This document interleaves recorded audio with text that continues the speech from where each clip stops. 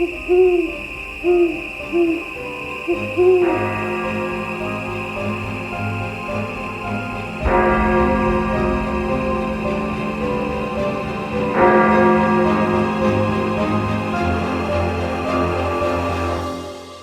12 past 3.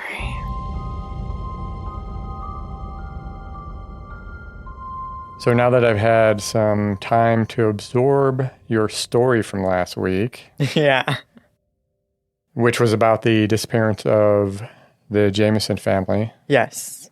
and the death, spoiler alert. Spoiler alert, you should already have listened to it. Yes. Still shocked at all the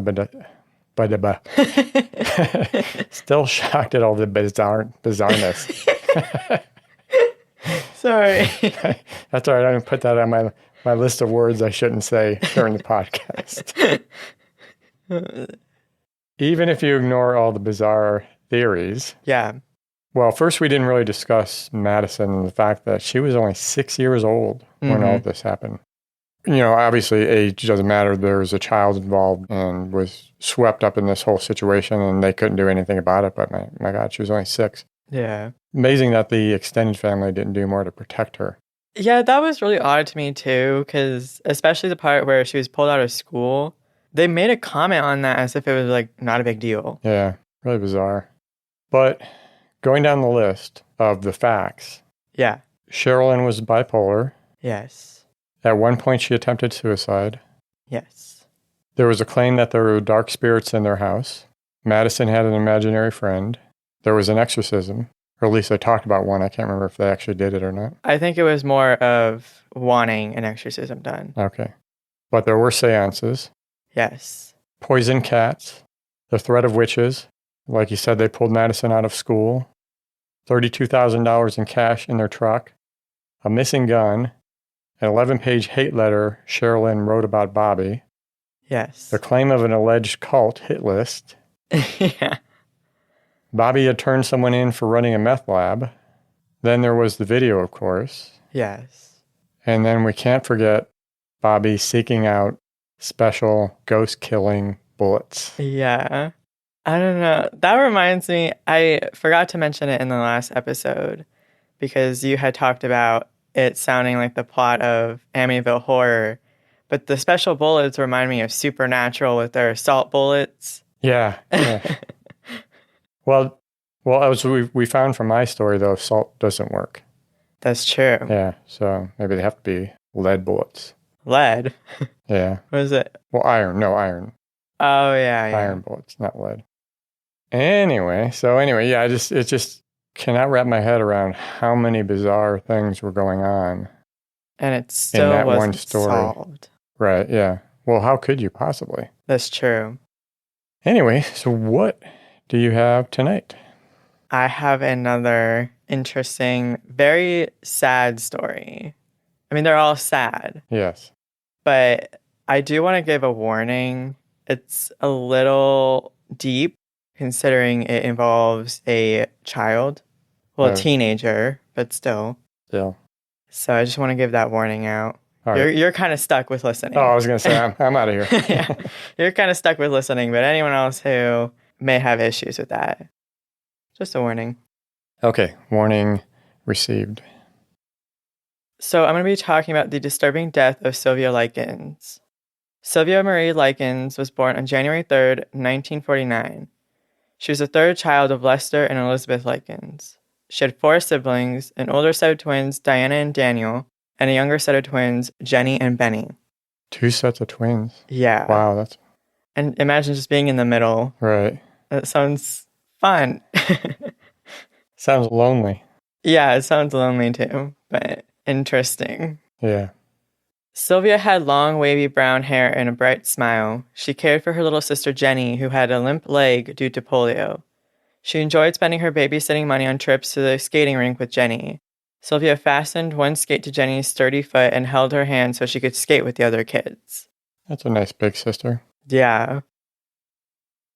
In 1965, at the age of 16, Sylvia met Paula and Stephanie Baniszewski at Arsenal Technical High School. On June 3rd, 1965, Sylvia's mother was arrested for shoplifting. Lester sold concessions at carnivals and usually took the boys with him, but could not bring his daughters. Since the Likens and Baniszewski girls got along, Lester decided to send Sylvia and Jenny to live with Gertrude Baniszewski. He agreed to pay $20 each week for their board and care. Gertrude promised to care for the girls as if they were her own. That's a bizarre arrangement. Yeah, $20 doesn't seem like enough, but I guess in, 1965. Yeah. Gertrude was born on September 19th, 1928. She married John Stefan Baniszewski at 16 years old. The couple had 4 children together. John became physically violent towards Gertrude, and she divorced him in 10 years. Weeks later, she married Edward Guthrie. He, too, turned out to be abusive, and they divorced within months. Gertrude remarried her first husband, had 2 more children, and divorced for the second time. I'm surprised that she remarried her first husband. Yeah. Next, Gertrude met 22-year-old Dennis Lee Wright, and the unwedded couple had 1 son together, Dennis Jr., in 1965. Dennis abandoned Gertrude and the baby. She filed a paternity suit against him, though she never saw a penny. So unfortunately, there goes another one. By 1965, Gertrude was a chain-smoking single mom of 7 living in squalor in Indianapolis, Indiana for $55 a month. Gertrude's 13th pregnancy ended in her 6th miscarriage. Initially, the Baniszewski family treated Sylvia and Jenny kindly, as promised. The Likens and Baniszewski girls spent their time singing popular songs and gossiping about boys. The Baniszewski home was the kind that neighborhood children would come and go as they pleased. They were able to get away with things their parents wouldn't allow. Sylvia and Jenny shared a bedroom with 11-year-old Marie, 10-year-old Shirley, and 8-year-old Jimmy. The room only had 1 mattress on the floor that the 5 children took turns sleeping in. Lester Likens never stepped foot in the home before hiring her to care for his daughters. So they had 1 mattress and they took turns? Mm-hmm. And then they slept on the floor the rest of the time? I'm pretty sure, yes. Well, that's sad. Yeah. And her father never saw, the lack of beds beforehand, so he had no idea the condition of the home. Oh. Gertrude was struggling with money. Without the weekly $20, she would have had no way to feed all 9 children and still pay rent. When future payments arrived late or not at all, she became enraged. The Likens sisters became the object of Gertrude's contempt. After the first late payment, she dragged Jenny up the stairs and whipped her with a leather belt. She said, quote, "Well, I took care of you bitches for a week for nothing," end quote. Wow, that's sad. Yeah. The money then arrived in the mail the day after the first beating. Sylvia and Jenny's parents came a few days later and gave another advance payment. The sisters never said anything of the beating. That's odd that they wouldn't say anything. Probably out of fear. Yeah, I guess if they're stuck there. Yeah. When Gertrude learned that Sylvia was recycling pop bottles for cash, she started to hit her with a 1/4-inch wooden paddle. She hit her repeatedly across the back and head. When Gertrude became weak due to chronic bronchitis, she handed the paddle to Paula. The abuse increased in frequency and severity. Gertrude may have felt sorry for Jenny due to her fragility because by August of 1965, Gertrude concentrated her outbursts on Sylvia. Sylvia admitted she had a boyfriend in California. Gertrude was disgusted, and so was her daughter Paula, who repeatedly kicked Sylvia in the private area and accused her of being pregnant. Not only was she subjected to beatings, but Gertrude also started abusing Sylvia with food. Sylvia began to scavenge for food in dumpsters. When Gertrude caught Sylvia, she, Paula, and a neighbor child named Randy Lepper forced her to eat a hot dog loaded with tons of condiments and spices. When Sylvia threw up, they made her eat the vomit.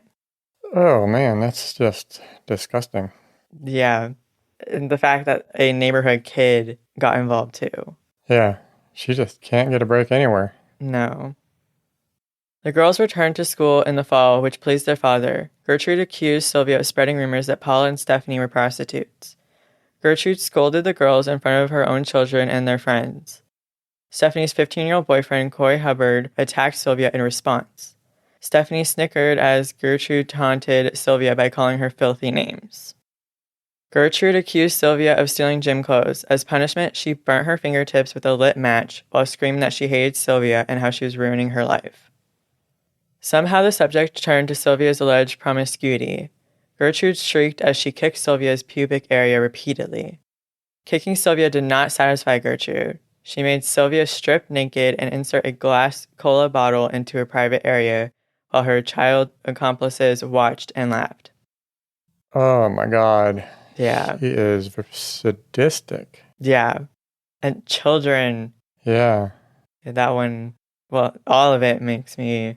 Stomach churning. Yeah. It's sad. Sylvia's parents checked on their daughters on October 5th. Again, they kept their secret, afraid of making it worse.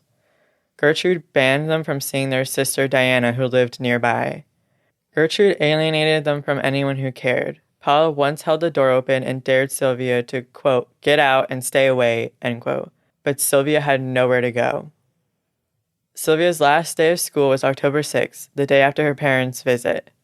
Gertrude told the school Sylvia had no interest in going and pretended to be concerned. In reality, Gertrude banned Sylvia to the cold basement. Coy became one of Sylvia's primary attackers. He enjoyed body slamming Sylvia forcefully onto the concrete basement and tying her up for days at Gertrude's urging. Kids from the school visited the residence and participated in Sylvia's torture. Gertrude even coached them step by step.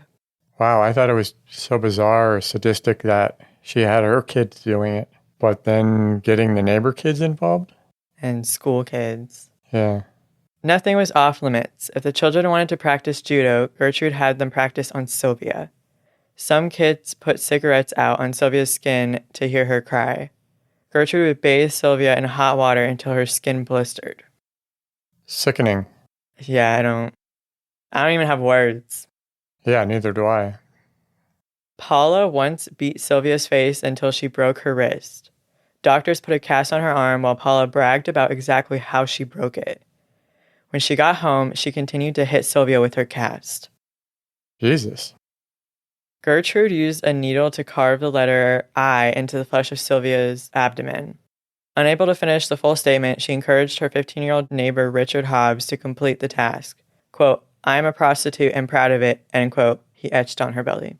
Just keeps getting more horrific. There's more, unfortunately. At Gertrude's request, Richard heated a metal hook and attempted to brand the letter S on Sylvia's chest, but instead branded her with the number 3. Gertrude justified it by saying Sylvia branded her child and now she branded Sylvia. Coy returned and tied Sylvia up in the basement, where he slammed her frail body onto the wall over and over. Gertrude finally broke Sylvia's spirit. She consoled her baby sister, quote, I know you don't want me to die, but I'm going to die, I can tell, end quote. Her voice was weak and trembling. The beatings made Sylvia lose control of her urination and bowel movements. Sylvia started to lose control of her limbs too. Gertrude knew Sylvia was taking a turn for the worse, so she permitted Sylvia to sleep on the mattress in the upstairs bedroom. After giving her a lukewarm bath, she condemned her back to the basement and forced her to write a letter that said, quote, to Mr. and Mrs. Likens. I went with a gang of boys in the middle of the night, and they said that they would pay me. I would give them something, so I got in the car and they all got what they wanted. And when they finished, they beat me up and left sores on my face and all over my body. And they also put on my stomach, I am a prostitute and proud of it. I've done just about everything I could to just make Gertie mad and cause Gertie more money than she's got. I tore up a new mattress and peed on it. I have also cost Gertie doctor bills that she really can't pay and made Gertie a nervous wreck and all her kids. End quote. So she actually wrote that? She was forced to write it, yes. Which I think is weird that she's writing a letter to her parents and addressing them as Mr. and Mrs. Likens. Yeah. That night, Sylvia heard Gertrude and her children making plans to dump her in the woods. In a last-chance effort, Sylvia tried to run. Gertrude caught Sylvia, dragged her inside, and attempted to feed her toast. Sylvia didn't have the strength to eat. Gertrude struck her face with a curtain rod. Her son, John, returned her to the basement. John tied Sylvia's wrists to the basement railing. Her toes barely touched the ground. Gertrude shoved crackers into Sylvia's parched mouth. Sylvia told her she wasn't hungry and suggested she feed them to the dog. Gertrude then punched Sylvia in her belly. John force-fed her her own feces. I know there are a lot of sadistic people in the world, but it's just hard to stomach that people can treat another person like this. With no hesitation. Right. And it's just flat out torture after torture after torture. Just sick. On October 25th, Gertrude, Coy, and John beat Sylvia until she lost consciousness when Gertrude stomped on her head. When she came to, she gathered up enough strength to bang on the basement floor and walls, hoping someone would help her, but no one came. On the morning of October 26, 1965, Gertrude and Stephanie bathed Sylvia. During her bath, Sylvia stopped breathing. The Baniszewskis were terrified, not because they cared, but because they would be caught. Stephanie tried to revive her with CPR but was unsuccessful. Gertrude placed Sylvia's broken body back on the mattress and instructed Richard to call the cops. Gertrude handed the police Sylvia's letter. She told them Sylvia ran away recently and had returned injured, clutching the note. Gertrude feigned grief and claimed that she was doctoring Sylvia. The officers rounded the hall corner to find Sylvia lying lifeless on the soiled mattress. Deputy Coroner Arthur Keeble noted that Sylvia's lips were practically chewed through. All 10 of her fingernails were bent backwards and broken.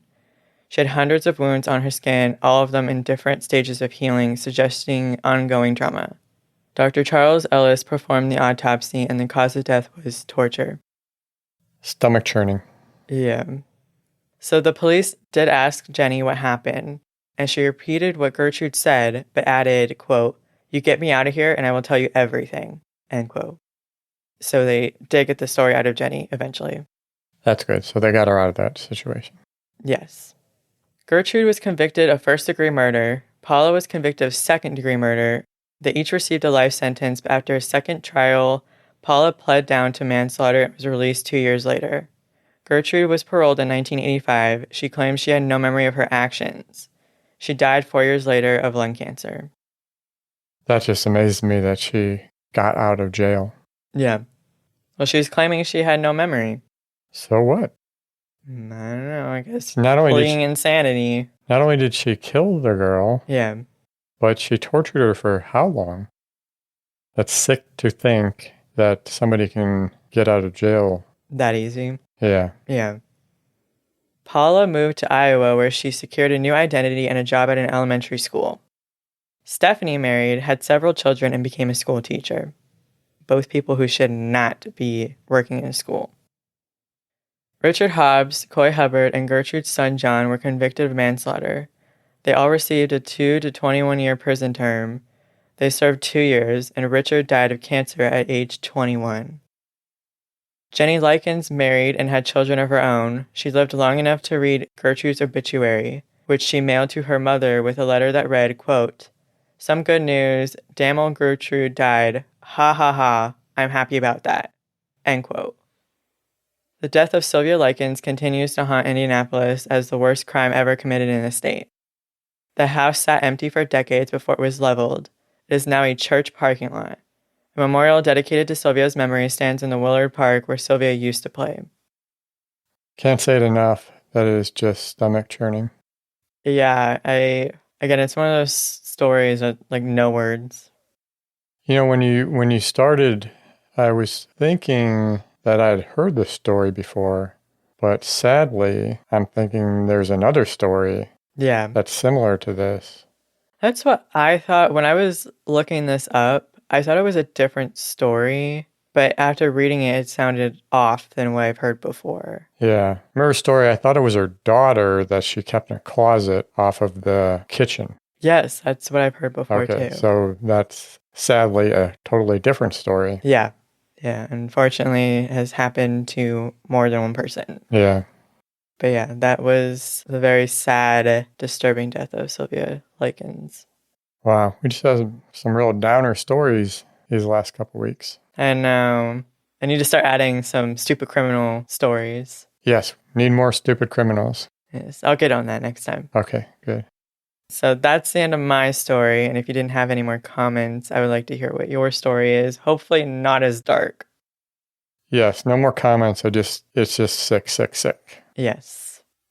I guess my story is lighter than that, but it does have to do with curses. No. So it's not totally safe. Well, that's what we get for having a true crime paranormal podcast. Yes.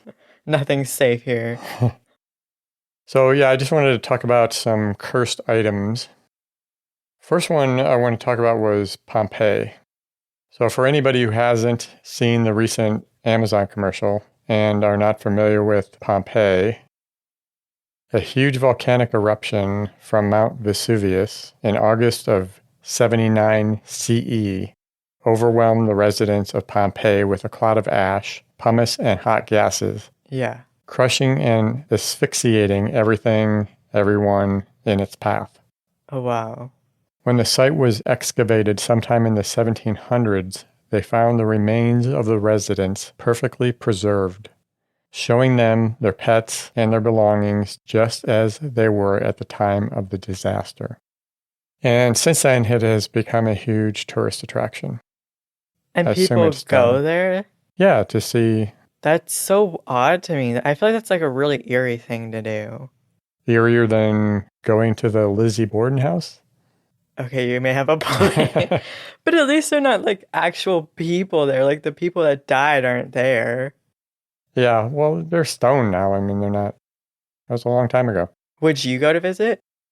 I don't know. It's not something that I've ever had an interest in going to see, but I can see the attraction for people. Yeah, I guess out of curiosity, I'd want to see it, but I feel like it would just be eerie. I guess if you're going and paying respect for what they went through. Yeah. But it is, from what I've seen, pictures I've seen, it is very sad. Yeah, it sounds it. I don't know if I want to see pictures. Yeah, I didn't bring up any pictures or anything, but you can look. So 15 years after stealing a couple mosaic tiles along with 3 other artifacts, a Canadian woman sent them to a travel agent in Pompeii along with a letter explaining why she wanted to return them to the site. She explained that she had suffered many misfortunes over the years since taking the items, including financial hardship and getting breast cancer twice. Wow. She had taken the artifacts because she wanted something historically unique that nobody else had, but she said they were full of negative energy from the disaster and was hoping returning them would break the cycle, and she did not want to pass the curse on to her family. Oh, wow. Another family, also from Canada, returned some stones they took in 2005. So Canadians are known for being super polite, but apparently they have sticky fingers. That's what I was going to say. It's all that maple syrup that they have over there. I was going to say, I thought they were supposed to be nice. Apparently not honest. In their letter, they said they took the stones without consideration of the terrible deaths from the eruption and asked for forgiveness for making a bad choice of stealing. Who is supposed to forgive them to take back the curse? The gods? I don't know. Another woman returned 10 mosaic tiles her parents had taken while visiting in the 70s. She inherited them when her mother passed and felt uncomfortable about having them. So she just wanted to return them because she felt bad that her parents had taken them. That's good. Yeah. I'm glad that didn't get passed down to her. Yeah. One letter from Spain said they took the pieces being returned during a visit in 1982, and they had bad luck over the years. They didn't know if it was a curse or just coincidence, but wanted to return them just in case. I feel like there's not a coincidence with that. Yeah. Another letter from Spain in 2010 said, quote, "Good day." It sounds Australian. Let me try that again. Good day. Good day. I am convinced that these pebbles that I brought from Italy bring me bad luck. Remember, I'm quoting here, so. Yeah. And this is a translation from Spanish. So. For this reason, I am sending them home so that I can be free. Thanks, and have a good day. End quote. Some people have returned items because they heard about the curse and wanted to send them back as a precaution. How many people took things? Yeah, exactly. So I think this is good for a good promotional thing for the site to scare people into not taking things. Because, you would think at some point there wouldn't be anything left. Yeah. Because there's so many people stealing stuff. Do people not have a conscience? I feel like I would feel guilty. I feel guilty if I take, I don't know. I couldn't. I couldn't take something. That would be. Even if it's free, I feel guilty taking it. But it's amazing, how many people. That's crazy. What would they even do? I don't know. so many questions. A spokesperson for the park said, this is how dedicated I am to this story. Yes. My Italian's a bit rusty, but I phoned Italy to speak to somebody. Oh my God. No, not really. I read that a spokesperson for the park said around 200 visitors have returned artifacts over the past decade. Oh my gosh. Along with letters saying the items had brought them bad luck. The returned artifacts and letters are on display at the site. They say although it is great people are returning the items, their significance is lost because there is no way of knowing where at the site the items came from. That's what I was thinking about too. Yeah. It's like a shame that it's not going back to the original place. Yeah, so they pretty much ruined the items. Yeah. This is similar to Pele's curse. When you take things native to Hawaii, Yeah. supposedly it brings you bad luck. Is that why we had to sign a waiver when we landed in Hawaii? Yeah. We can't take anything. My next story is the Thomas Busby Chair. Wait, before I go on to your next story, I was going to ask this, but I didn't want to ask if, Oh, sure. in case you said it. But did returning the items actually help the people? I don't recall in this reading about, they got the letters from these people, but not actually talking to anybody who returned the items. Yeah. I don't know if anybody ever tracked down these people to see if it actually helped or not. So, yeah, good question. But I don't know. I would be curious to know. Yeah. But I'm not going to test that theory out. No. Which is interesting. My thoughts on this next story, the Thomas Busby Chair. I think you're familiar with this one. I think you told me about this. Oh, I think I know where you're going. So the Thomas Busby Chair currently resides at the Thirsk Museum in the UK and hangs there on a wall 1.5 meters off the floor. Yes, I remember saying this. Because now we don't want to bump into chairs. Well, see, that's interesting. I thought the story was just touching the chair. So I don't know if it's a different chair, but this is sitting in the chair. Oh. Yeah. So maybe there's multiple cursed chairs. Yeah, maybe. That's interesting. There are a lot of different stories about how Thomas Busby cursed the chair. But of course, just because an origin story gets mixed up over the years doesn't mean that the curse isn't real. Yeah. Right? I feel like origin stories or like stuff like that aren't recorded. It's like playing the game telephone over the years. Yeah, exactly. I was just thinking that. That, and then people want to add, creepier stuff to make it sound scary, and then that gets added to the whole thing. Yeah, that's true. But in 1702, Busby was tried and condemned to death for the murder of his father-in-law, Daniel Audie. So I don't think there's any disagreement about that occurring. Yeah. One story goes that for his last meal, he requested to eat in his favorite pub, sitting in his favorite chair, the pub which was right across the street from where he would be hung. That's weird. Yeah. After he finished eating, he stood up and said, quote, well, I'm not going to quote this because it's been so long. I don't know if this is his actual words. Okay. May sudden death come to anyone who dares to sit in my chair. Another story is that a person cursed will be met by an accident, commit suicide, or die of a dangerous disease. Wow. That seems oddly specific. Yeah. Aren't all diseases that kill you dangerous? That's what I was thinking. Don't make fun of his wording, because... No, yeah. You're right, dangerous disease. Well, that wasn't his wording. It could have been, yes, you're right. It could have been his wording, so I'm not making fun of it. No. My apologies. The pub donated the chair to the museum in 1978. I believe the pub had the chair stored away most of the time, so it wasn't out, over that 276 years where people could sit on it. Yeah. Because there would be a lot of victims if that was the case. Yeah. Supposedly, allegedly, 63 people who dared to sit in the chair met untimely or terrifying deaths. There were a few vague accounts of some incidents, but I didn't see anything describing that many people who died from the curse. That's weird. What fascinates me about, I think, any of these curses, but I don't know, with this one, especially when we were talking about the touching, because we've had this discussion before about, would we touch the chair or would you sit in this chair? Because we could say, kind of like with superstitions, we could say, well, we don't believe in it, but just in case. Yeah, just in case, as precaution. I'm not tempting fate. See, that's the problem, because part of me is like, I'm tempted, Because everyone else is afraid of it and I want to like prove something? I don't want to prove anything.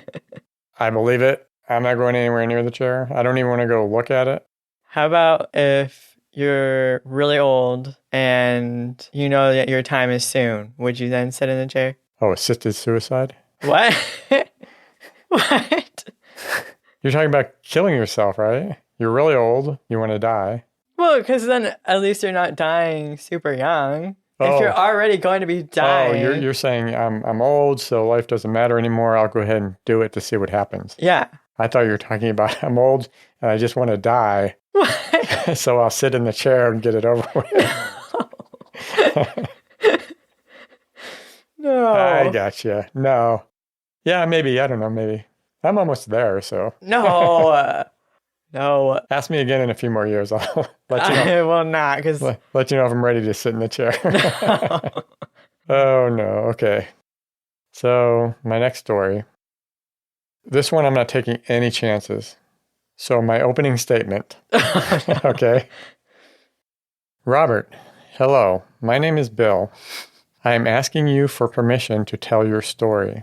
Unless you give me a sign. Sorry. Dramatic pause. I'm assuming you are giving me your approval.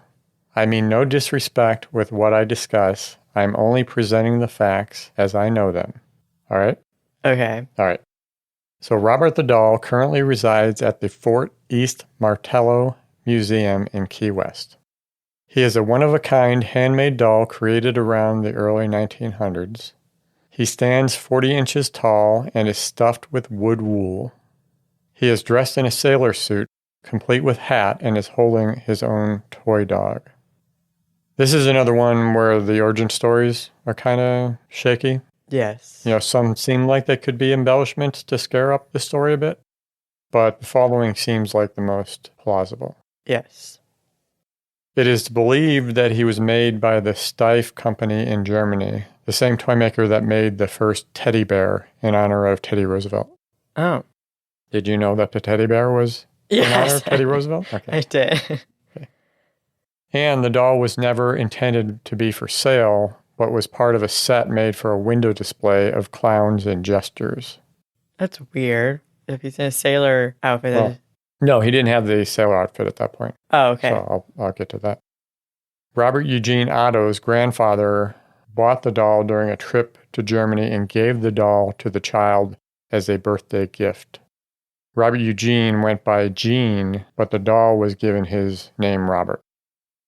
It is believed that the sailor suit also did not come with Robert, but was more likely an outfit Gene wore as a child. One story I had read that it wasn't actually an outfit that he wore, but it was designed after one of his outfits. Yeah, that makes sense. Gene took the doll everywhere and spoke about Robert in the first person. One story made this seem kind of odd behavior, but it seems typical kid stuff, right? Well, yeah. You know, the doll's real to you. That's true. Yeah.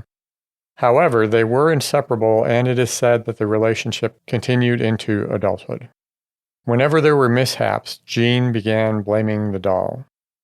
One of the only real noted incidents I read about was when Gene woke up in the middle of the night with Robert sitting at the end of his bed, staring at him. Moments later, the rest of the house was woken by the sound of furniture being thrown around the room.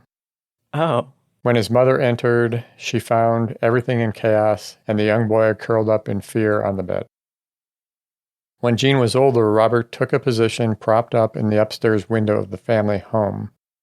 School children who walked by the house became aware of the legend and said the doll would appear and disappear in the window. Now, I kind of want to comment on it, how easy it would be for somebody to play a prank on the kids as they're walking by. Yeah. But I don't want to doubt that it was Robert being mischievous, so Yeah. I'll leave that alone. I want to know if he did it while they were watching. Like he just got up and... Yeah, that really wasn't clear. Like, yeah, if he moved when they were watching him. Yeah. It made it sound like, they'd look and he was there, and then they'd look again and he was gone. Yeah. As an adult, Gene was an artist and was considered an eccentric. He married Annette Parker in 1930. She went by Anne, I guess. Was not happy with Robert, and he was moved to the attic. Uh-oh. It is reported that Anne would hear footsteps and malicious giggling from the attic. What is malicious giggling? I was wondering the same thing. How do you giggle maliciously? That sounds like an oxymoron. Yes, that's odd, but that's what it said. Yeah. Anne left Key West in 1974 after Eugene died and left Robert behind. Side note, she passed away 2 years later. Oh. The house, doll included, was sold to Myrtle Reuter, and she lived in the house for 20 years. Apparently, Robert remained in the attic. What? This is starting to sound like the plot of the movie with the homemade movies. Whatever. Oh, Sinister. Sinister, yes. The next owners had a daughter who discovered the doll. At first, she was delighted, but she would repeatedly wake up screaming at night, convinced Robert wanted to hurt her. She also told her parents Robert was wandering around her room at night. Ew. Yeah. I mean, not you. I don't want to get cursed. Yeah. That just sounds creepy. The doll was donated to the museum in 1994. The museum encourages visitors to ask Robert's permission before taking photographs. Supposedly, those unwilling to do so are met with horrible misfortune. No, sorry. Those unwilling to do so are met with horrible misfortune. There's no supposedly about it. Yeah. Yes. It is reported that respecting him has caused car accidents, broken bones, job loss, divorce, and other various misfortunes. I think you said respecting him. Sorry. No. Okay. No. Okay. Wait. Okay. It is reported that disrespecting him has caused car accidents, broken bones, job loss, divorce, hemorrhoids, diarrhea, migraines, and other misfortunes. No, we're gonna get cursed. No, okay. Okay, no, seriously. Car accidents, broken bones, job loss, divorce, and other various misfortunes. I'll touch my crystal here because I'm screwed. I don't have any near me. Okay, so the rules are: must greet and introduce yourself to Robert. Yes. Must ask permission to take a photo. How do you know if he gives you permission? I assume his silence. That's why I said at the beginning, give me a sign and I'll stop. If not, I'm going to assume you're okay with it. Yeah. And you must say goodbye. These are like the rules of the Ouija board. That's what I was thinking. So Robert gets 1 to 3 letters a day, mostly apologies from people who failed to respect him or openly disrespected him. Others ask him for advice or to hex someone who has wronged them. You have to really go out of your way to write a letter to Robert. Yeah. Well, first I want to know what advice are they asking for? And then, so I really like this guy, and I want you to know. I want to know what to do. And then asking him to hex somebody for them. My question is, are any of these letters, apology letters, written while they're on the toilet? What? Oh, yeah. We're cursed. Oh, my God. Sorry. I'm so sorry.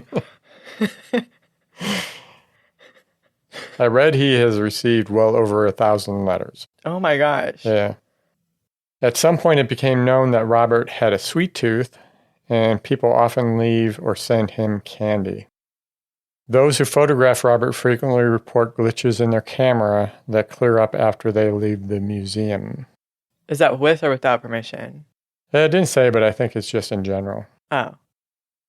Now, the best article I read, the author was Murphy, hope I get her name right. If not, totally apologize. Murphy Marani. That sounds good. Okay, we'll go with that. Back in 2019. She wrote about how her and her husband followed all of the rules during their visit and thought they were safe. But she made a comment about a grown man carrying around a doll.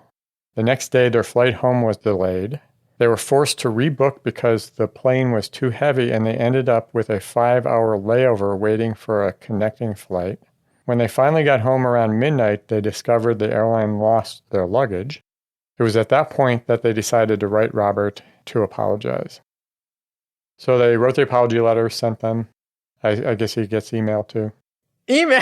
So he has his own computer now? Yeah. The day after sending the apologies, they called the airline and discovered their bags were found in Key West with a different airlines than they had flown. But it appeared that their luck was changing. So I feel like that's not that odd of a thing to happen. I think it was a curse. Whatever you want to think. Oh, okay. Well, it's just, I don't know. Because if that's the worst that happened. Yeah. So what happens if you write the letter and it takes a long time to get to Robert? Your mail gets lost and he never receives it? Oh my gosh. You'd be cursed forever. Oh, yeah. I guess email would be smarter because if he mailed it, you'd have to wait for it to get there. Yeah. Unless Robert just knows. Could be. That'd be nice. Kind of like Santa Claus? Yeah. So it's like Robert, the opposite of Santa Claus. The anti-Claus? Yeah. Oh my God. We're going to have to cleanse. Yes. After. If we make it that long. Oh, no. That was it. So one last note on that one. Thank you, Robert. No disrespect. And goodbye. I didn't greet. To Robert, not to the audience. I didn't greet Robert. You didn't warn me to greet Robert and say goodbye. I was telling the story. What about those who hear it? Well, I don't think me telling the story is going to curse you. The comments I made, it probably will. Or is that like watching the videotape? But you have to watch the videotape to... And if you listen to this story, you're going to be cursed? I don't know. Okay, Robert, I am very sorry if I had disrespected you in any way, shape, or form. Say goodbye. Goodbye, Robert. Okay, so as long as he believes that we meant that, we should be good. But we'll cleanse just in case. Yes. He can't curse us to lose our audience. He could curse us to never gain an audience. Yeah, that's true. Don't give him ideas. Yeah, really. Sorry, Robert. Just kidding. Oh my God. That is all I had. Anything else? Stupid criminals? I don't have that this week. Okay. All right. So thank you very much for joining us. Make sure to visit next week if we're still here for more weird and creepy stories. Don't forget to follow us on Twitter and Instagram at 12past3 or email us at podcast@12past3.com. Good night. Good night.